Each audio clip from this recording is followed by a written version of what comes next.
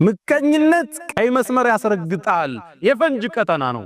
ሐሲድ እንቅልፍ የለው ሌላው ለበላው እሱ ይራባል ሌላው ለነዳው እሱ ይቆጫል ሁሌም አላጋ ፍልሚያን ህይወትህንም ሊያስከፍል ይችላል በአባስያዎች ስሮ መንግስት ውስጥ በእስልምና ታሪክ ኡመውያ በኋላ አባስያ ምንላቸው መጥተዋል አንድ ታዋቂ መሪ ነበር ሙዕተሲም ይባላል አሞሪያ የምትባለውን ከተማ ጦር አዘምቱ የከፈተ ትልቅ ንጉስ ነው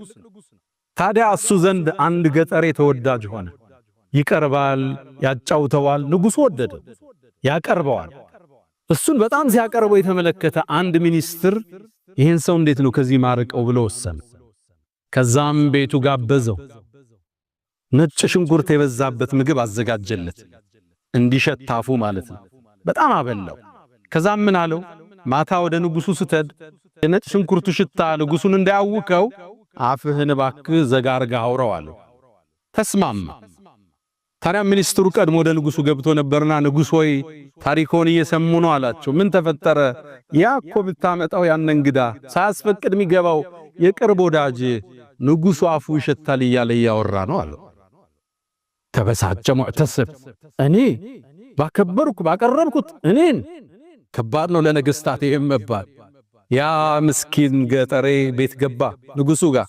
እንደገባም ነጭ ሽንኩርቱ እንደሸተው ምሳሌ የበላው አፉን ይዞ ማናገር ጀመረ ሲያናገር ንጉሱ ገባው አሃ እኔን ይሸተኛል ብሎ እሱ እንደሸተው ብሎ የኔ አፍ ይሸተዋል ብሎ ነው ይዘጋላ ደብዳቤ ጻፈና ሊያስገድለው ሄደህ ደብዳቤ አድርስና መልእክት ይዘህልኝ አለው የጻፈው ወደሱ ኮማንደሮች ነበር ሲደርስ ይሄን ሰው ግደሉት የሚል ደብዳቤውን ይዞ ይሄ ገጠር ይወጣ ሲወጣ ሚኒስትሩ አገኘ የት ይሄድክ ነው ይሄን ወረቀት አሽጎ ሰጥቶኛል ላደርስ ነው አለው ከዛም